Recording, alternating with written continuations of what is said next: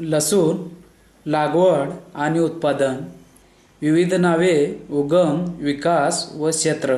मराठीत लसूण, हिंदीत लसण, तर इंग्रजीत गार्लिक, शास्त्रीय नाव ॲलियम सटायव्हम अशी नावे आहेत. लसणाचे मूळ स्थान मध्य आशिया आहे. तिथून भूमध्य समुद्राच्या भागात, भारतात आणि चीनमध्ये लसणाचा प्रसार झाला. आर्य म्हणून जी प्राचीन जमात होती ती मध्य आशियातून भारतात आली. आर्य हे मांसाहारी असल्याने त्यांनी बरोबर लसूण आणला. सध्या स्थितीत लसणाची लागवड जगभर केली जाते. सध्याचे लसणाखालील क्षेत्र 10 लाख हेक्टर असून त्याचे उत्पादन 100 लाख टन आहे. लसणाच्या लागवडीत चीनचा प्रथम क्रमांक असून भारत दुसऱ्या क्रमांकावर आहे. आज मितीस सुमारे 80,000 हेक्टर क्षेत्र भारतात लसणाची लागवड होते. भारतात लसूण लागवडीत मध्य प्रदेश आघाडीवर असून अनुक्रमे ओरिसा, गुजरात, राजस्थान, उत्तर प्रदेश आणि महाराष्ट्र ही राज्ये लसूण लागवडीमध्ये अग्रेसर आहेत. महाराष्ट्रात जवळजवळ कोकण वगळता इतर सर्व जिल्ह्यात लसणाची लागवड आढळते.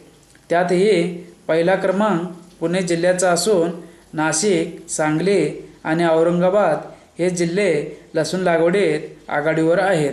पुणे जिल्ह्यातील खेड, आंबेगाव या तालुक्यात, सांगली जिल्ह्यात मिरज, तासगाव या तालुक्यात तसेच नाशिकमधील सटाणा आणि मालेगाव तालुक्यात लसणाची लागवड अधिक होते. महाराष्ट्रात कांद्याची लागवड विशेष करून ज्या भागात अधिक होते त्याच भागात लसणाची लागवडही मोठ्या प्रमाणात दिसून येते. पुणे जिल्ह्यातील खेड तालुक्यातील अवसरी गाव हे लसूण लागवडीसाठी अनेक वर्षापासून प्रसिद्ध आहे. सातारा जिल्ह्यात खंडाळा तालुक्यात लोणंद गावी लसणाची मोठी बाजारपेठ दिसून येते. महत्त्व, लसूण हे प्रामुख्याने मसाला म्हणून वापरले जाते. लसणाची चटणी, लसणाची फोडणी ही शाकाहारी व मांसाहारी लोकातही पसंतीने वापरली जाते. काही पदार्थ लसणाशिवाय बनवले जातच नाहीत. उदाहरणार्थ लोणची, मासळीचे विविध प्रकार, करी. लसणाचे औषधी गुणधर्म, आयुर्वेद व युनानी औषधी पद्धतीत लसणाचा उपयोग करतात. लसूण जंतुनाशक, अन्नरस वाढविणारा म्हणून अन्नपचन वाढवणारा असून अन्नाचे शोषण वाढवणारा आहे. लसणाच्या पाण्यातील अर्कातील ॲलिसिनमुळे माणसाच्या रक्तातील कोलेस्टेरॉलचे प्रमाण कमी होते. लसणाचे तेल किंवा लसणाचा रस वासावाटे शरीरात घेण्याची शिफारस डॉक्टर क्षय, संधिवात, वांज, लैंगिक दुर्बलता, खोकला व लाल डोळे असलेल्या रोगांना करतात. याशिवाय लसूण मूत्रवर्धक, कफोत्सारक, कामोत्तेजक व वायुनाशक प्रेरक असतो. कफ, ज्वर, गठिया व वेदना कमी करण्यासाठी लसूण बारीक करून लेप लावतात. लसणामुळे रक्तातील चरबीचे नियंत्रण होते. लसणात सूक्ष्मजंतूचा प्रतिबंध करण्याचा गुणधर्म आहे. म्हणून लसणाचा उपयोग पोटातील आंतड्याच्या विकारावर आणि संक्रमण रोगामध्ये करतात. लसणातील ॲलिसिनमुळे अनेक सूक्ष्म जीवाणूंच्या वाढीस प्रतिबंध होतो. लसणामुळे पोटातील जंतांचा नाश होतो. बाह्य उपचाराने कातडीवरील परजीवींचा नाश होतो. लसणाचे तेल सांधेदुखी व छातीचे सर्व रोगावर चोळतात. तिळाचे तेलात लसूण तळून ते तेल कान दुखत असेल तर थोडे थेंब कानात घालतात. मधुमेहावर 1 तोळा लसणाच्या पाकळ्या खातात. ताजा लसूण हातपाय थंड पडणे, कान दुखणे, कातडीवरील बुरशीचे संक्रमण, सूक्ष्मजंतू व विषाणूचे संक्रमण, मूत्रमार्गाचे संक्रमण व सूत्रजंत व मोस याकरता उपयोगी पडतो. लसणाचे जागतिक उत्पादन. जागतिक अन्न व कृषी संघटनेच्या अंदाजाप्रमाणे लसणाच्या लागवडीच्या जागतिक क्षेत्रफळ 9,63,000 हेक्टर आहे आणि लसणाचे उत्पादन 1,03,81,000 टन होते. लसणाच्या उत्पादनात चीन, कोरिया, भारत, स्पेन, इजिप्त व अमेरिका हे देश आघाडीवर आहेत. लसणाचे क्षेत्रफळ व उत्पादनात जगात चीनचा पहिला क्रमांक लागतो. चीनमध्ये 5,57,000 हेक्टर जमिनीत लसणाची लागवड होते आणि लसणाचे उत्पादन 76,74,000 टन होते. लसणाच्या क्षेत्रफळात भारताचा दुसरा क्रमांक लागतो, पण उत्पादनात तिसरा क्रमांक लागतो. लसणाचे प्रति हेक्टरी उत्पादनाचा विचार केल्यास इजिप्तचा पहिला क्रमांक आणि त्यानंतर अमेरिका, चीन, कोरिया व भारताचा क्रमांक लागतो. भारतातील लसणाचे हेक्टरी सरासरी उत्पादन 4.07 टन आहे. लसूण पिकासाठी हवामान आणि जमीन. हवामान. लसूण हे सामान्यपणे थंड हवामानातील पीक आहे. थंड हवामानाबरोबरच समशीतोष्ण हवामान असणाऱ्या भागातही लसणाची लागवड केली जाते. अतिथंडी, धुके याचे लसणास वावडे आहे. इतर कंदवर्गीय पिकाप्रमाणेच लसणाचे कंद पोसण्यास कमी तापमान मानवते. हिवाळ्यातही उशिराने लागवड केल्यास असे थंड हवामान कमी दिवस मिळते आणि त्याचा परिणाम उत्पादन घटण्यावर होतो. लसूण हे पीक पावसाळ्यात घेत नाहीत. याचे कारण म्हणजे जास्त पाऊस आणि दमट हवामान हे होय. आणि याच कारणामुळे कोकणात लसणाची लागवड कमी प्रमाणात आहे. विदर्भ, मराठवाडा, खानदेश इत्यादी भागातही हिवाळा लवकर संपून तापमान वाढण्यास लवकर सुरुवात होते आणि मग लसणाच्या कुड्यांची वाढ नीट होत नाही. या कारणामुळे जेथे हिवाळा कमी आणि उन्हाळा जास्त असतो अशा भागातही लसणाची लागवड यशस्वी होत नाही. यासंबंधी थोडक्यात असे सांगता येईल की लसूण लागवडीस अनुकूल असे हवामान कमी काळ असते आणि ते मोजक्याच ठिकाणी आढळून येते. जमीन.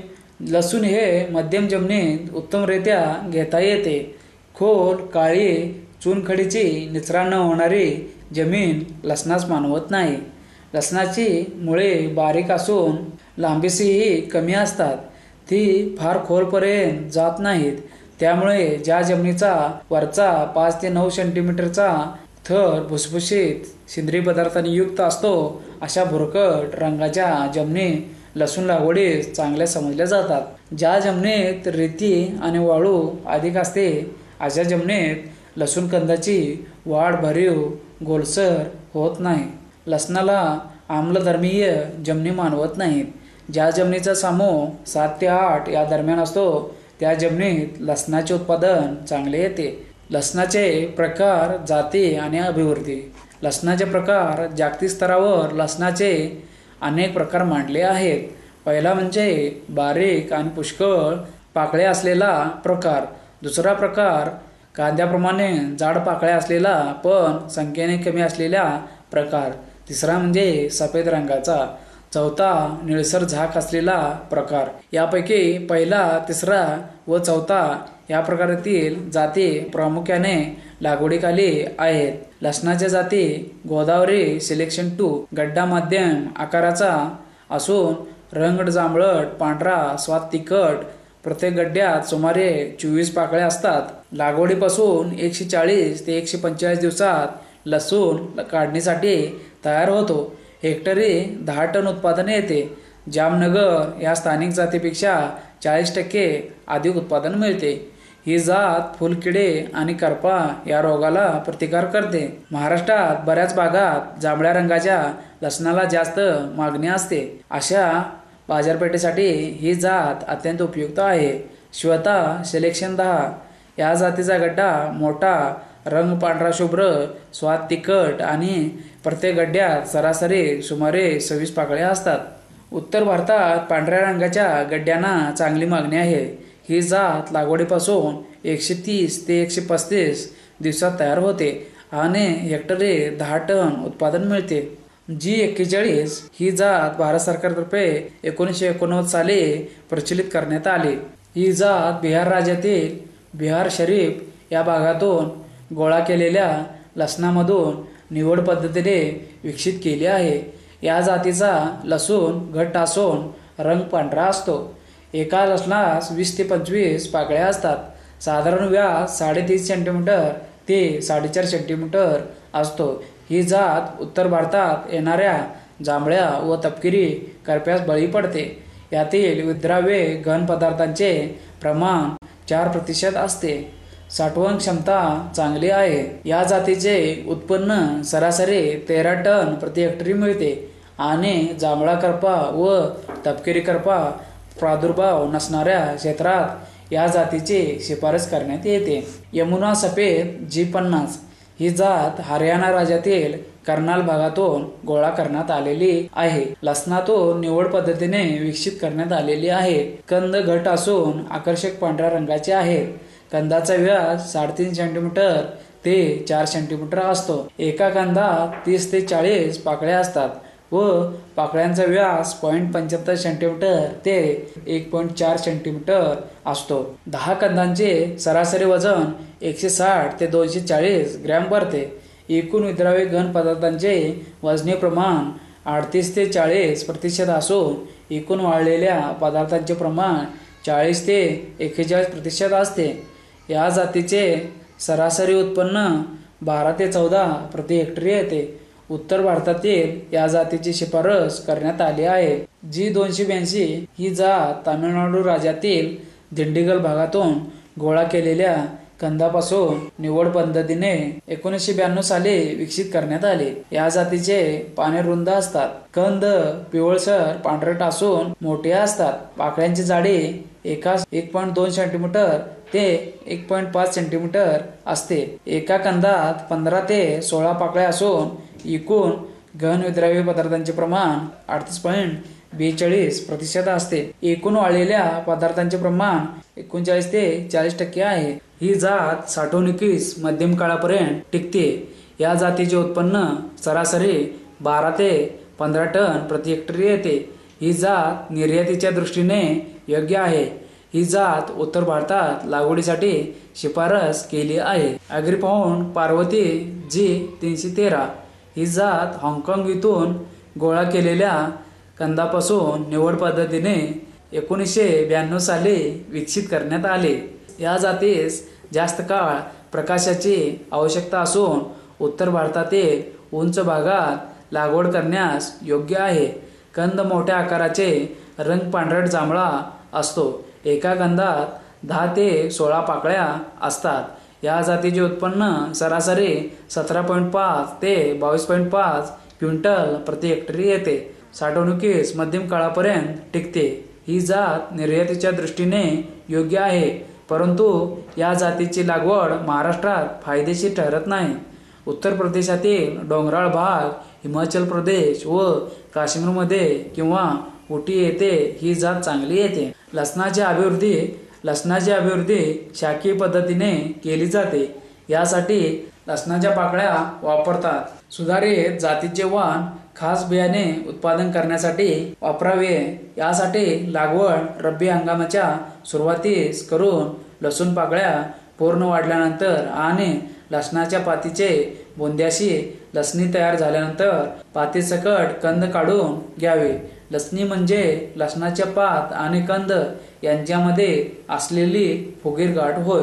हे लसणी असलेले कंदच बेण्यासाठी वापरावेत. नंतर ते चांगले सुकवून पातीच्या वेण्या घालून ते सावलीत हवेशीर जागेत टांगून ठेवावेत. हे काम मार्च महिन्यापूर्वी म्हणजे कडक उन्हाळा सुरू होण्यापूर्वी करावे. अशी साठवण मार्च ते ऑक्टोबर म्हणजे सुमारे 6 ते 7 महिने करावी. मग पुढील हंगामात पाकळ्या वेगळ्या करून वापराव्यात. पूर्व तयारी, लागवड व हंगाम. लसूण लागवडीसाठी जमीन नांगरून वखरून आणि हेक्टरी 30 ते 40 बैलगाड्या म्हणजेच 7 ते 8 ट्रेलर्स म्हणजेच 12 ते 14 टन एवढे कुजलेले कंपोस्ट खत घालून ऑक्टोबर महिन्यापर्यंत तयार करावे. पावसाळा संपल्यानंतर विशेष करून हस्त नक्षत्र संपल्यानंतर लागवड करावी. लागवडीसाठी 1.5 ते 2 मीटर रुंदीचे आणि 4 ते 5 मीटर लांबीचे सपाट वाफे करावेत. या वाफ्यावर आडव्या दिशेने खुरप्याने किंवा दंताळ्याने 2 ते 3 सेंटीमीटर खोलीच्या 15 सेंटीमीटर अंतराच्या रेषा काढून घ्याव्यात. नंतर या गल्ल्यातून 5-10-5 आणि बॉम्बे मिल सुपर हे सेंद्रिय खत हेक्टरी समप्रमाणात म्हणजे प्रत्येकी 250 किलो इतके मिसळावे. बियाणे निवड: सुधारित जातीचे, योग्य पक्वतेचे, योग्य रीतीने साठवलेले लसणाचे कंद घेऊन त्यातील पाकळ्या अलग कराव्यात. मरी गेलेल्या पोचट लहान पाकळ्या निवडून अलग कराव्यात. भरदार एकसारख्या अशा पाकळ्या बियाण्यासाठी वापराव्यात. 1 हेक्टर लागवडीसाठी पाकळ्यांच्या वजनावरून आणि आकारावरून 250 ते 400 किलो बियाणे लागते. लागवड: लसणाच्या पाकळ्या टोकन करून लावाव्यात. निवडलेल्या पाकळ्या सपाट वाफ्यात 15 बाय 10 सेंटीमीटर अंतरावर व 2 सेंटीमीटर खोलीवर लावाव्यात. लागवड करताना पाकळ्या उभ्या लावाव्यात आणि नंतर मातीने झाकून घ्याव्यात. पाकळ्या उभ्या लावल्यामुळे त्यांचे उगवण एकसारखे होते. राष्ट्रीय कांदा व लसूण संशोधन केंद्राच्या शिफारशीनुसार लागवडीपूर्वी लसणाच्या पाकळ्या कार्बोसल्फानच्या द्रावणात 2 तास बुडवून मग लागवड करावी.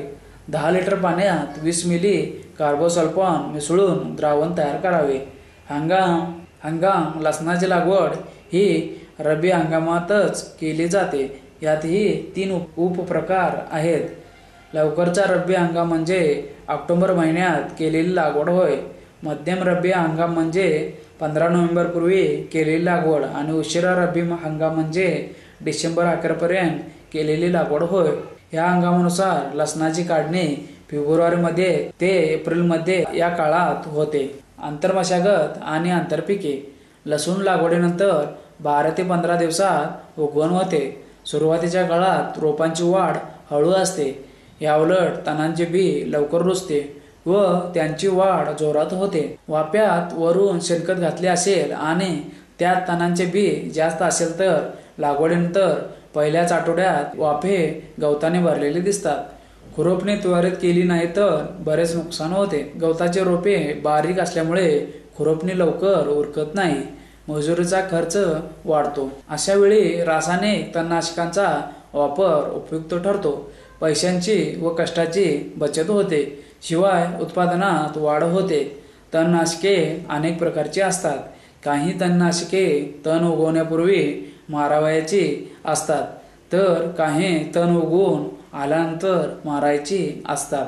काही फक्त एकदल व बारीक पानांच्या गवतावर परिणाम करतात तर काही द्विदल व मोठ्या पानांच्या गवतावर मारक ठरतात. काही तणनाशके पिकांना अपाय न करता केवळ तणांचा बंदोबस्त करतात तर काही तणनाशके तणांचा बंदोबस्त करीत असताना पिकांना देखील अपाय करू शकतात. तेव्हा कोणते तणनाशक वापरायचे, केव्हा वापरायचे, किती प्रमाणात व कसे वापरायचे याची व्यवस्थित माहिती असणे आवश्यक आहे. तसेच त्या माहितीचा वापर तज्ज्ञांच्या मार्गदर्शनाखाली करावा. लसणामध्ये तणांचे बी रुजून येण्यापूर्वी मारायचे तणनाशक उदाहरणार्थ गोल, स्टॉम्प किंवा बासालिन वापरावे लागते. पाकळ्यांची लागवड झाल्यानंतर कोरड्या वाफ्यात, पाटात आणि वरंब्यावर तणनाशक फवारावे. त्यासाठी 15 मिली गोल किंवा बासालिन 10 लिटर पाण्यात मिसळून त्याचा वापर करावा. तणनाशक मारल्यानंतर लगेच पाणी द्यावे किंवा लागवड करून पाणी दिल्यानंतर दुसऱ्या दिवशी तणनाशक मारले तरी चालते. तणनाशक मारल्यानंतर त्याचा संपर्क पाण्याशी 1 ते 2 तासात आला पाहिजे हे लक्षात ठेवावे. लागवडीसोबत तणनाशकाचा वापर केल्यामुळे जवळजवळ 30 ते 40 दिवस उन्हाळा किंवा हरळी व्यतिरिक्त कोणतेही गवत उगवत नाही. त्यानंतर वाऱ्याने किंवा पाण्यासोबत गवताचे पीक येऊन गवत उगवते. अशावेळी एक हलकी खुरपणी करणे आवश्यक असते. तसेच खुरपणीमुळे जमिनीचा वरचा भाग मोकळा होतो व हवा खेळती राहते. मुळांची झाडांची वाढ चांगली होते. लवाळा व हरळी करता ग्लायसेल नावाचे तणनाशक वापरले जाते. त्यामुळे लसूण देखील मारला जातो. तेव्हा अशा तणनाशकाचा वापर लसूण किंवा कांदा पिकात कधीही करू नये. लवाळा व हरळीचा बंदोबस्त पूर्व मशागतीने होऊ शकतो. खोल नांगरण करून हरळीच्या काशा किंवा लवाळीच्या गाठी वेचणे हाच पर्याय दोन्ही गवतासाठी प्रभावी ठरतो हे लक्षात ठेवावे. लसणाची लागवड ही कमी अंतरावर केली जात असल्याने लसणात आंतरपिके घेणे त्रासदायक ठरते. तथापि दंड आणि वरंब्यावर ॲस्टर, मेथी, नवलकोल, कोथिंबीर अशासारखी पिके घ्यायला हरकत नाही. खते आणि पाणी व्यवस्थापन. लसणाचे अधिक उत्पादन घेण्यासाठी बहरखते घालणे गरजेचे आहे. बहरखते पिकांच्या जोरदार वाढीसाठी अन्नद्रव्ये खताद्वारे देणे आवश्यक असते. लसणाच्या चांगल्या वाढीसाठी आणि अधिक उत्पादनासाठी शेणखताची गरज असते. लसणासाठी हेक्टरी 40 ते 50 टन शेणखताची शिफारस केली जाते. शेणखत मशागत करतेवेळी जमिनीत मिसळले गेले पाहिजे. या व्यतिरिक्त नत्र, स्फुरद व पालाश या अन्नद्रव्यांचा पुरवठा रासायनिक खताद्वारे देणे गरजेचे आहे. अनेक प्रकारच्या जमिनीत आणि हवामानात खताच्या मात्रांचे प्रयोग झालेले आहे. या प्रयोगाच्या निष्कर्षावरून लसणासाठी महाराष्ट्रातील जमिनीसाठी 100 किलो नत्र, 50 किलो स्फुरद व पालाश यांची शिफारस केली आहे. 50% नत्र व संपूर्ण पालाश व स्फुरद यांची मात्रा पाकळ्यांची टोकणी करण्यापूर्वी वाफ्यात द्यावी व नत्राची राहिलेली मात्रा 2 हप्त्यात विभागून द्यावी. पहिली मात्रा लागवडीनंतर 30 दिवसांनी आणि दुसरी मात्रा 45 ते 50 दिवसांनी द्यावी. नत्राची मात्रा लागवडीनंतर 60 दिवसानंतर देऊ नये. उशिरा दिलेल्या नत्राचा साठवणीवर विपरीत परिणाम होतो. तसेच अलीकडे कांदा व लसूण ही पिके गंधकयुक्त खतास प्रतिसाद देतात असे लक्षात आले आहे. सुपर फॉस्फेट किंवा अमोनियम सल्फेट या खतांचा वापर केला तर आवश्यक तेवढ्या गंधकाची मात्रा पिकास मिळू शकते. अलीकडे शेणखताचा वापर कमी होत असल्यामुळे सूक्ष्म अन्नद्रव्यांची कमतरता जाणवू लागली आहे. याचा परिणाम उत्पादन आणि गुणवत्ता या दोन्हीवर होताना दिसत आहे. विशेषतः मॅंगनीज, बोरॉन, झिंक आणि तांबे या सूक्ष्मद्रव्यांची कमतरता भासते. ही सूक्ष्मद्रव्ये फवारणीद्वारे पिकाला देता येतात. फवारणीसाठी सूक्ष्मद्रव्यांची मात्रा अगदी कमी प्रमाणात लागते. झिंक सल्फेट, मॅंगनीज सल्फेट व कॉपर सल्फेट यांची फवारणी 0.5% या प्रमाणात करावी. तर फेरस सल्फेटची फवारणी 0.5 ते 1% या प्रमाणात करावी. 0.5% म्हणजे 50 ग्रॅम सूक्ष्म अन्नद्रव्ये 10 लिटर पाण्यात मिसळून फवारणी होय. पाणी नियोजन. कांद्याप्रमाणे लसणाची मुळे जमिनीच्या वरच्या 10 सेंटीमीटर ते 20 सेंटीमीटरच्या थरात असतात. त्यामुळे वरच्या थरात ओलावा कायम असणे आवश्यक असते. तेव्हा या पिकास पाणी जुजबी परंतु नियमित लागते.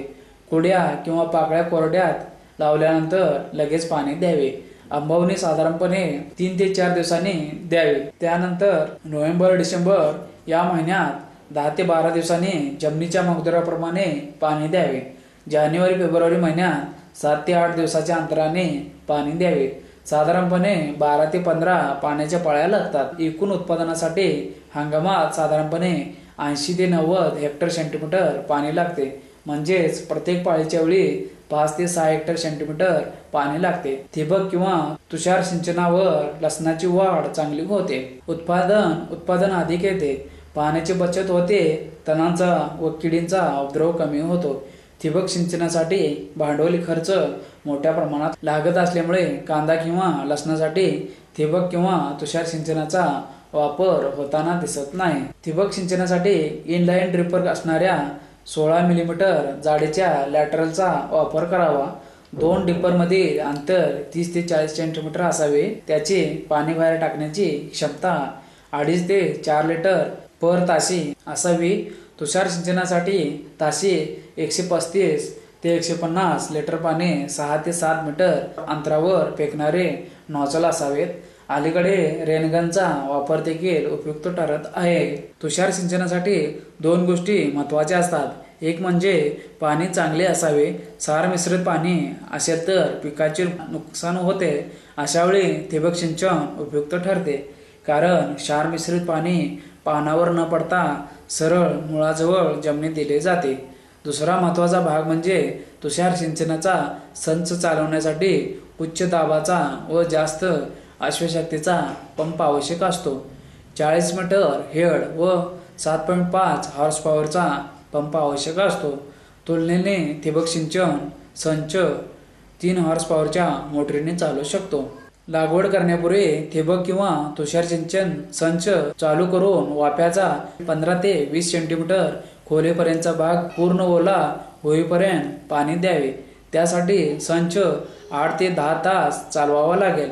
त्यानंतर मात्र बाष्पीभवनाद्वारे जेवढे पाणी उडून जाईल तेवढेच पाणी देण्यासाठी पंप चालवावा लागतो. प्रत्येक आठवड्यात दररोज 1 एकरासाठी किती वेळ संच चालवावा हे आपल्याला ठरवता येईल. संच दररोज न चालवता दर तिसऱ्या दिवशी चालवला तरी चालते. 2 दिवसांचा संच चालवायचा कालावधी एकत्र करून पाणी दिले तरी चालते. पीक संरक्षण. लसूण पिकाचे रोगापासून, किडीपासून आणि प्रतिकूल हवामानापासून संरक्षण करावे लागते. लसूण पिकावरील महत्त्वाचे रोग. अतिमहत्त्वाचे रोग: करपा रोग, पानांचा करपा रोग. कमी महत्त्वाचे रोग: भोरी रोग, पानावरील ठिपके रोग, गाठी सडणे, विषाणू रोग. साठवणीतील रोग: पांढरी सड, कुजणे. लसूण पिकावरील किडी: टाक्या किंवा फुलकिडे, कोळी आणि सूत्रकृमी. प्रतिकूल हवामान प्रामुख्याने धुके, थंडीची लाट, अवेळी पाऊस, गारपीट यांचा समावेश होतो. रोग आणि किडींचे व्यवस्थापन. तपकिरी करपा. हा रोग स्टेम्पिलियम व्हॅसिकॅरियम या नावाच्या बुरशीमुळे होतो. पानावर पिवळसर तपकिरी रंगाचे लांबट चट्टे पडतात. चट्ट्यांचा आकार वाढत जाऊन पाने सुकू लागतात.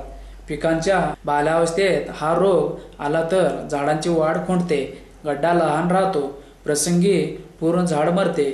या रोगाचा प्रादुर्भाव साधारणपणे डिसेंबर-जानेवारी महिन्यात मोठ्या प्रमाणात होतो.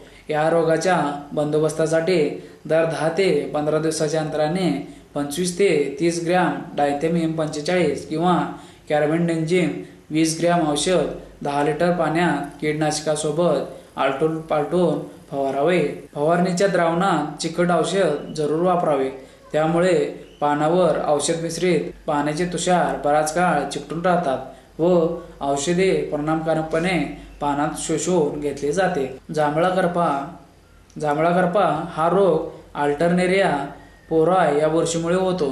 पानावर सुरुवातीस खोलगट, लांबट, पांढुरकी चट्टे पडतात. चट्ट्याचा मधला भाग जांभळा व नंतर काळपट होतो. असे अनेक चट्टे एकमेकांना लागून पडल्यामुळे पाने काळी पडतात व वाळतात. जानेवारी किंवा फेब्रुवारी महिन्यात ढगाळ हवामान राहून आर्द्रता वाढली तर करप्यांचे प्रमाण वाढते. या रोगाच्या बंदोबस्तासाठी दर 10 ते 15 दिवसाच्या अंतराने 25 ते 30 ग्रॅम डायथेमियम 45 किंवा कार्बेंडेझिम 20 ग्रॅम औषध 10 लिटर पाण्यात कीटकनाशकासोबत आलटून पालटून फवारावे. पांढरी कोच हा रोग स्क्लेरोटियम स्पेसिओरम या बुरशीमुळे होतो. ही बुरशी जमिनीत वाढते. लागण झालेल्या झाडांचा गड्डा कुजतो. पाने पिवळे पडून रोपे कोलमडतात. गड्डा तयार झाल्यानंतर उशिरा रोगाची लागण झाली तर साठवणीत गड्डा सुकतो, पोचट होतो. ह्या रोगाच्या बंदोबस्तासाठी पिकांची फेरपालट करावी. लागवडीसाठी निरोगी बियाणे वापरावे. लागवडीपूर्वी ट्रायकोप्लस एकरी 30 किलो, एकरी 3 किलो या प्रमाणात वाफ्यात मिसळावे. गड्डा कोज. साठवणीत किंवा शेतात ही बुरशी लसणाच्या गड्ड्यावर वाढते, पाकळ्यांच्या आत शिरते. त्यामुळे पाकळ्या मऊ पडतात व त्यावर निळसर पावडर जमा होते. साठवणीत गड्डे खराब होतात. लागवडीसाठी निरोगी बियाणे वापरावे. तसेच लागवड केल्यानंतर वाफ्यास भरपूर पाणी द्यावे. विषाणूमुळे होणारा रोग. विषाणूमुळे झाडांची वाढ कमी होते. पानावर पिवळसर लांब पट्टे पडतात. पाकळ्या वजनाने कमी भरतात. विषाणूग्रस्त झाडांचे गड्डे वापरले तर परत रोगाची लागण होते. समशीतोष्ण आणि उष्ण हवामानात विषाणू लागण लवकर होते. त्या मानाने थंड हवामानात प्रादुर्भाव कमी असतो. लागवडीसाठी थंड हवामानात तयार झालेले बी वापरावे. दर 2 वर्षांनी बियाणात बदल करावा. गुजरातमधील शेतकरी बऱ्याच वेळा ओटी येथे तयार झालेले लसूण बियाण्यासाठी वापरतात. फुलकिडे किंवा टाक्या. पूर्ण वाढलेली कीड व त्यांची पिल्ले पानातून रस शोषून घेतात. त्यामुळे पानावर पांढरे चट्टे पडतात. पाने वाकडी होतात व नंतर वाळतात. किडे व पिल्ले दिवसा पानाच्या बेचक्यात लपून राहतात व रात्री पानातून रस शोषतात. कोरड्या हवामानात या किडींची वाढ मोठ्या प्रमाणात होते. डिसेंबर व जानेवारी या महिन्यात या किडीचा उपद्रव जास्त होतो. पिकांच्या बाल्यावस्थेत मोठा उपद्रव झाला तर गड्डे पोचत नाहीत. प्रसंगी पूर्ण झाड मरते. तसेच फुलकिड्यांनी केलेल्या जखमामधून जांभळा करपा व तपकिरी करपा यांच्या बुरशींचा शिरकाव पानामध्ये सहज होतो व रोगाचे प्रमाण वाढते. फुलकिड्यास कांदा, टोमॅटो, मिरची, अस्टर यासारखी पिके वर्षभर उपलब्ध असतात. त्यामुळे त्यांचा जीवनक्रम अव्याहत चालत राहतो व प्रभावी बंदोबस्त अवघड होतो. पाकळ्या उगवून आल्यानंतर एकरी 4 किलो थिमेट किंवा कार्बोफ्युरॉन 10G हे कीटकनाशक वाफ्यात घालावे व पाणी द्यावे. तसेच दर 12 ते 15 दिवसांनी डायमेथोएट 10 मिली किंवा एंडोसल्फान 20 मिली किंवा नोआक्रॉन 20 मिली किंवा सायपरमेथ्रिन 10 मिली 10 लिटर पाण्यात आलटून पालटून मिसळून फवारावे. कीटकनाशकासोबत डायथेनियम 45 किंवा 22 या बुरशीनाशकाची देखील फवारणी करावी. तसेच फवारणीच्या द्रावणात चिकट औषध जरूर मिसळावे. इरिओफाइड माइट्स ही कीड लसणाच्या पानाच्या शिरामध्ये असते व तेथील रस शोषून घेते. त्यामुळे पाने आत वाळतात व वाकडी होतात. खोडाच्या पौद्यामधून बाहेर पडणारी पाने एकमेकात गुंतून वाकडी होतात. झाडांची वाढ खुंटते. गड्डा लहान राहतो. गड्डा तयार होते वेळी पाने वाळल्यानंतर ही कीड गड्ड्यातील पाकळ्यामध्ये जाते व तेथे पुढील अंगामापर्यंत सुप्तावस्थेमध्ये राहते.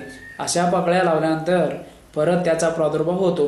गड्डे तयार झाल्यानंतर ज्या झाडांना कोळी या किडीचा उपद्रव झाला नाही आणि ज्यांचे गड्डे मोठ्या आकाराचे आहेत असे गड्डे बियाण्यासाठी वापरावेत. तसेच गड्डे साठवण्यापूर्वी त्यांना मिथिल ब्रोमाइडची 2 तास दोरी दिली तर या किडीचा बंदोबस्त होतो. सूत्रकृमी कांदा, लसूण, तुलीप, लीक, कोबी, वाटाणा, भुईमूग इत्यादी पिकांचे नुकसान करते. सूक्ष्म आकाराच्या कृमी लसणाच्या खोडालगत पेशीमध्ये शिरतात. पेशींचा भाग पोखरतात व तो भाग भुसभुशीत बनतो, सडतो व त्याला वास येतो. खोडाचा भाग सडल्यामुळे झाड सहज उपटून येते व मुळांचा भाग तसाच जमिनीत राहतो. यांच्या बंदोबस्तासाठी पिकाची फेरपालट हा अत्यंत प्रभावी उपाय आहे. पालक, गाजर, मोहरी किंवा धान्य पिके यांचा फेरपालट पिके म्हणून वापर करावा. तसेच पाकळ्या लावण्यापूर्वी 1% फॉर्मॅलिन व 0.1% डिटर्जंटच्या द्रावणात 30 मिनिटे बुडवून घ्यावे. द्रावणाचे तापमान 350 सेंटीग्रेड इतके ठेवावे. याशिवाय पाकळ्यांना मिथिल ब्रोमाइडची दोरी दिली तर सूत्रकृमींचा प्रादुर्भाव कमी होतो.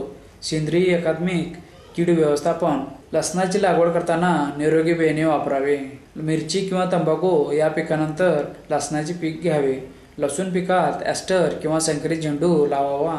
त्यामुळे लालकोळी, नागाळी यांचा प्रादुर्भाव कमी होतो. गरम वारा येण्याच्या दिशेने बाजूने स्वीटकॉर्न, सूर्यफूल या पिकांची ताटी लावावी. संजीविके आणि उत्पादन वाढीच्या बाबी. सद्यस्थितीत लसूण उत्पादनाच्या बाबतीत लसूण मधल्या क्रमांकावर आहे. या सुधारणा करून निदान 2रा क्रमांक मिळवण्यासाठी प्रयत्न करावे लागतील.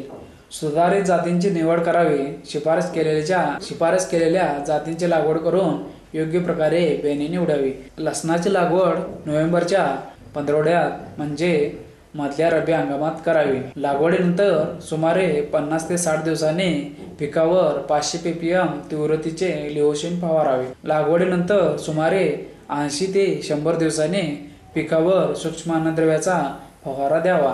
कंद तयार झाल्यावर जमिनीतून काढावे. काढणी व उत्पादन. काढणी व हाताळणी. लसणाचे पीक साधारणपणे 120 ते 150 दिवसात काढणीस तयार होते. थंड हवामानात विशेषतः उत्तर प्रदेश, गुजरात, हरियाणा, राजस्थान, मध्य प्रदेश या राज्यात पीक तयार होण्यास जास्त काळ लागतो. गड्ड्याची पूर्ण वाढ झाल्यानंतर पानांची वाढ थांबते. पाने पिवळी पडतात, शेंडे वाळतात. जमिनीच्या लगतचा मानेचा भाग मऊ होऊन पाने जमिनीवर पडतात. मानेमध्ये लहानशी गाठ तयार होते. याला लसणी फुटणे असे म्हणतात.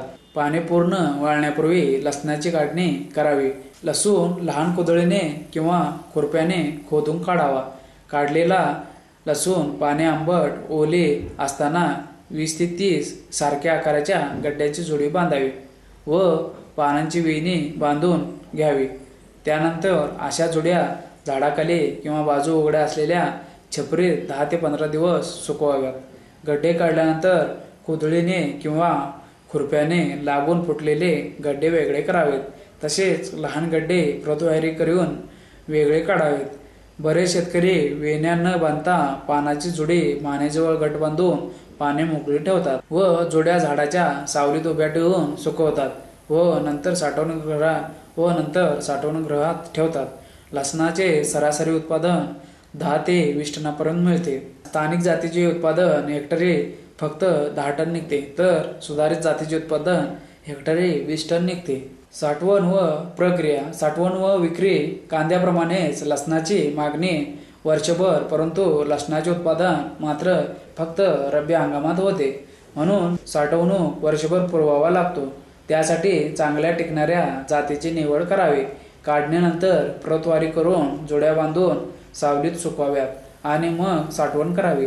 साठवणीसाठी हवादार साठवणगृहाचा वापर करावा. कांद्याच्या चाळीप्रमाणेच लसणासाठी साठवणुकगृहाची रचना असावी. वेण्या बांधलेला लसूण बांबूवर टांगून ठेवला तर चांगला टिकतो, परंतु माल जास्त असेल तर टांगून ठेवण्यास जागा जास्त लागते व त्या मानाने माल कमी मावतो. अशा वेळी लसणाचे 3 ते 4 फूट व्यासाचे व 4 फूट उंचीचे गोलाकार ढीग छपरामध्ये जमिनीवर रचून ठेवावेत. ढीग रचताना पाया 4 फुटाचा धरून वरचा भाग 3 फुटाचा करावा, म्हणजे ढीग पडणार नाही. लसणाच्या गड्ड्याचा भाग ढेगाच्या बाहेरच्या बाजूवर व पानांचा भाग आतल्या बाजूवर अशा प्रकारे जोड्या एकमेकावर गोलाकार रचाव्यात. 2 ढेगामध्ये फिरण्याइतके अंतर ठेवावे, त्यामुळे हवा खेळती राहून साठवण चांगली होते. साठवणीपूर्वी साठवणगृहात 22 फवारणी करावी. अशा पद्धतीने लसूण 5 ते 6 महिने चांगलं टिकून राहतो. लसूण प्रक्रिया. रोजच्या भाज्या, चटण्या किंवा लोणच्यामध्ये लसणाच्या ताज्या पाकळ्या किंवा कुड्या सोलून वापरल्या जातात. याशिवाय लसणावर प्रक्रिया करून त्याचे अनेक पदार्थात रूपांतर करता येतात. उदाहरणार्थ निर्जलीकरण केलेल्या लसणाच्या पाकळ्या किंवा पावडर, लसणाचे तेल, लसणाचे पेय, खारवलेले लसूण, लसणाची पेस्ट इत्यादी. लसणाच्या वाळलेल्या पाकळ्या किंवा कुड्या व त्यांची पावडर यांना परदेशामध्ये मोठी मागणी आहे. यासाठी मोठ्या कुड्यांचा आणि भरपूर वास असणारा लसूण हवा असतो. उन्हामध्ये किंवा यंत्रामध्ये लसूण 55 ते 600 सेंटीग्रेड तापमानास वाळवला जातो. पाकळ्यामध्ये साधारणपणे 6.6% पाण्याचे प्रमाण राखले जाते. वाळलेल्या पाकळ्या किंवा पावडर पॉलिथिनच्या पिशव्यामध्ये भरून विक्रीसाठी तयार केली जाते. लसणाच्या पाकळ्यांचे ऊर्ध्वपतन करून तेल काढले जाते. लसणामध्ये साधारणपणे 0.1 ते 0.25% तेल असते. 1 ग्रॅम तेल जवळजवळ 900 ग्रॅम ताज्या लसणाची किंवा 200 ग्रॅम पावडरची बरोबरी करते. तेलाचा उपयोग आईस्क्रीम, मिठाई, च्युइंगम किंवा मसाला म्हणून केला जातो. लसणामधून रंगद्रव्ये काढली जातात. त्यांचा वास ताज्या लसणाच्या 50 पट किंवा पावडरच्या 12 पट असतो. रंगद्रव्याचा उपयोग पेय तयार करण्यासाठी केला जातो, तसेच इतर पदार्थांना चव प्राप्त करून देण्यासाठीही केला जातो. निर्जलीकरण केलेली पावडर 18 ते 99% व 81% आयोडीन विरहित मीठ यांच्या मिश्रणातून खारवलेला लसूण तयार केला जातो. ताज्या लसणाऐवजी अशा पदार्थांचा वापर प्रदेशात भाज्यामध्ये किंवा इतर पदार्थांमध्ये केला जातो. अलीकडे भारतात लसूण रगडून आणि त्यातील पाण्याचा काही अंश कमी करून त्याचा लगदा बाटल्या किंवा पॉलिथिनच्या पिशवीमध्ये भरून भारतातील मोठ्या शहरात विकला जातो. चमचाभर लसणाची पेस्ट फोडणी करताना वापरता येते. प्रत्येक वेळी फोडणीसाठी लसूण पाकळ्या सोलून वापरण्यापेक्षा तयार पेस्टचा वापर करणे अधिक सुलभ होते. ढाबे, हॉटेल किंवा चायनीज पदार्थ बनवणारे हॉटेल किंवा मेसमध्ये अशा प्रकारच्या लसणाची प्रक्रिया केलेल्या पदार्थाचा वापर जास्त उपयुक्त ठरू शकतो. विक्री व्यवस्थापन. लसणाची विक्री करताना गड्ड्याच्या मानेचा भाग व मुळांचा भाग कापून घ्यावा. गड्ड्यांची प्रतवारी करावी. पोचट झालेले, मेलेले, पिवळे पडलेले किंवा काळी बुरशीची लागण झालेले गड्डे वेगळे काढावेत. गड्डे 25 किलो क्षमतेच्या जाळीदार गोणपाटाच्या पिशवीमध्ये भरून विक्रीसाठी तयार करावेत. लसणाची खरेदी विक्री व्यवहार एजंटामार्फत कृषी उत्पादन बाजार समितीच्या आवारात होतात. राजकोट, जामनगर, पलिताना, इंदोर, मंदसौर, जुन्नर, मुंबई, पुणे, बेळगाव, दिल्ली, पाटणा, हैदराबाद या लसणाच्या मोठ्या बाजारपेठा आहेत. सर्व मालांची विक्री लिलाव पद्धतीने होते. काही वेळा व्यापारी शेतकऱ्याच्या शेतावरून देखील लसूण खरेदी करून बाजारपेठेत पाठवतात. भारतातून लसणाची निर्यात कतार, सौदी अरेबिया, झांबिया, अरब अमिरात, बहारीन, कुवेत, रशिया इत्यादी देशात केली जाते. लसूण लागवडीचा वाढता खर्च, कमी उत्पादकता, भावातील तीव्र चढउतार यामुळे लसूण लागवडीवर विपरीत परिणाम होऊ लागला आहे. त्यामुळे कधीकधी देशात लसणाचा तुटवडा जाणवतो. तशातच चीनमधून येणाऱ्या लसणामुळे भारतीय शेतकऱ्यांपुढे भविष्यात मोठे आव्हान उभे राहणार आहे. उत्पादकता व गुणवत्ता या जोरावर हे आव्हान पेलणे शक्य होईल. नफा तोटा पत्रक. सरासरी भाव कृषी उत्पादन बाजार समिती पुणे यांचे सन 2000 ते 2004च्या विक्रीपर्यंतच्या अहवालानुसार सरासरी दर 11 रुपये किलो. यातून विक्री आणि वाहतुकीचा 10% खर्च वजा करता म्हणजे 10,000 रुपये प्रति टन एवढे उत्पन्न मिळते. म्हणजेच हेक्टरी 1,50,000 रुपयांचे उत्पन्न मिळते. खर्च वजा जाता हेक्टरी ढोबळमानाने 90,000 रुपये उत्पन्न मिळते. शंका समाधान. लसूण संशोधन केंद्र कोठे आहे? राष्ट्रीय कांदा लसूण संशोधन केंद्र, मुक्काम पोस्ट तालुका राजगुरुनगर, जिल्हा पुणे. पुण्यापासून पुणे नाशिक महामार्ग क्रमांक 50 वर 40 किलोमीटर अंतरावर राजगुरुनगर या तालुक्याच्या ठिकाणापासून 2 किलोमीटर अंतरावर आहे. हे ठिकाण महाराष्ट्र शासनाच्या तालुका बीजगुणन केंद्राच्या आणि जिल्हा फळबाग रोपवाटिके शेजारी आहे. सदरचे केंद्र रविवारी, दुसऱ्या आणि चौथ्या शनिवारी, इतर सार्वजनिक सुट्टीच्या दिवशी बंद असते. कामकाजाच्या दिवशी सकाळी 10 ते 1 आणि दुपारी 2 ते 5 या दरम्यान संपर्क साधणे सोयीचे आहे. लसणाचे बेणे कसे निवडावे? बेण्याची निवड. कांद्याप्रमाणे लसणाचे बी मिळत नाही, म्हणून लसणाची अभिवृद्धी शाखीय पद्धतीने म्हणजेच लसणाच्या पाकळ्या बियाप्रमाणे जमिनीत पेरून करतात. लसणाच्या निरोगी पिकातून लागवडीसाठी गाठे निवडतात. सामान्यपणे हे गाठे वाळलेल्या पातीसह वेणीत गुंफून कोरड्या व थंड जागी टांगून ठेवतात. मात्र बेण्यांचे गाठे शीतगृहात किंवा उष्ण गोदामात साठवू नयेत, कारण साठवणीच्या तापमानाच्या पिकाच्या वाढीवर परिणाम होतो. काही जण साठवण्यापूर्वी बेण्याच्या गाठ्यांना मिथाइल ब्रोमाइडची धुरी देतात, पण ही प्रक्रिया धोक्याची असते. त्यापेक्षा कोळी किडीच्या नियंत्रणासाठी गंधकाची भुकटी गाठ्यावर धुराळावी, त्यामुळे संपूर्ण गाठे साठवणीत चांगले राहतात. या गाठ्यातील पाकळ्या पेरणीच्या वेळीच वेगळ्या कराव्या. गाठ्यातील पाकळ्या वेगळ्या करताना वाळलेली पात कापून किंवा गाठ्यापासून ओढून काढून टाकावी. गाठी हाताने फोडून पाकळ्या वेगळ्या कराव्या. प्रत्येक पातळीवरील पातळ चिवट कागदासारखा थर काढून टाकू नये. मात्र प्रत्येक पाकळी एकमेकीपासून वेगळी करावी, नाहीतर लसणाची एकापेक्षा अधिक रोपे एका जागी उगवतात. या पाकळ्यातून मोठ्या आकाराच्या निरोगी पाकळ्या लागवडीसाठी निवडाव्या. गाठीतील काही पाकळ्या मेलेल्या असतात, त्या निरुपयोगी असतात. मोठ्या पाकळ्यांना इजा होण्याचा संभव असतो. मोठ्या पाकळ्यापासून पीक चांगले वाढले नाही तर पाकळ्यांना इजा झाल्याचे समजावे. गाठ्यातील पाकळ्या वेगळ्या करण्याच्या वेळी मात्र गाठे पूर्णपणे कोरडे असावे. कोरडे गाठे हाताने सहज फुटतात, त्यामुळे पाकळ्यांना इजा होत नाही आणि मजूर कमी लागतात. ज्या पाकळीचे वजन 1 ग्रॅमपेक्षा कमी असते ती लागवडीसाठी वापरू नये. पेरणीसाठी लसणाचे बियाणे साठवण्यानंतरच वापरावे. सुप्तावस्था संपवून उगवण चांगली होते. बियाणे विषाणूमुक्त असावे. निरोगी पिकामधून निवडलेले बियाणे वापरावे. पेरणीपूर्वी पाकळ्या 0.1% 22 द्रावणात बुडवून नंतर लावाव्या, म्हणजे मर न होता पिकाची निरोगी वाढ होण्यास मदत होते. लसणावरील प्रक्रिया उद्योगास कितपत संधी आहे? लसणाची गणना मसाल्याच्या पिकात होते. खाद्यपदार्थांना विशिष्ट स्वाद येण्यासाठी मसाल्याच्या पदार्थाप्रमाणे लसणाचा उपयोग करतात. कांद्यापेक्षा लसणात अधिक पोषक घटक असतात. संपूर्ण जगात वर्षभर खाद्यपदार्थात लसणाचा उपयोग होत असल्याने जगभर त्याला चांगली मागणी आहे. भारतात बहुधा ताज्या लसणाचे गाठ्यांचा उपयोग करतात, पण अलीकडे निर्जलीकरण केलेल्या लसणाच्या भुकटीचा उपयोग विशेषतः खाद्य उद्योगात आणि औषधात करतात. अमेरिकेत ताज्या लसणाच्या 50% उत्पादनाची निर्जलीकरण पावडर तयार करतात आणि खाद्य उद्योगासाठी विक्री करतात. ताजा लसूण व निर्जलीकरण केलेल्या भुकटीला परदेशात चांगली मागणी आहे. ताज्या लसणाच्या गाठ्यापासून उत्तम दर्जाची कोरडी भुकटी तयार करता येते. कोरड्या भुकटीचे फायदे. ताज्या लसणाला आदर्श स्वाद असतो, यात शंका नाही. त्यापासून आवश्यक असलेला पोत मिळतो आणि लसणाच्या पाकळ्यात दीर्घकाळ पाणी साठवून ठेवण्याचा गुणधर्म असतो. परंतु त्याचा उपयोग जेव्हा खाद्यपदार्थात करतात त्यातील जास्त पाण्यामुळे लसणाचा स्वाद व सुवास कमी होतो.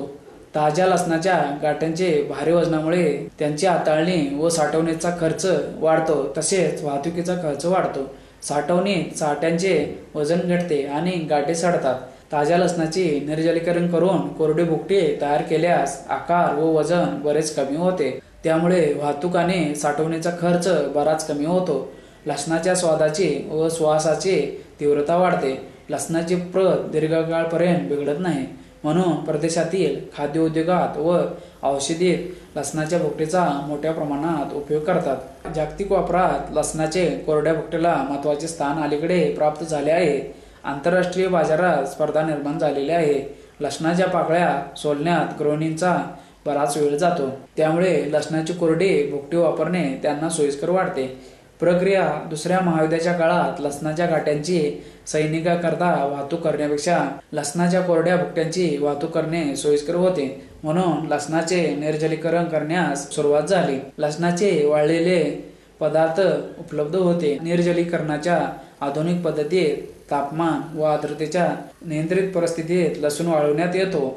या पद्धतीत प्रक्रियेत सुधारणा होत गेली. दोष काढून टाकले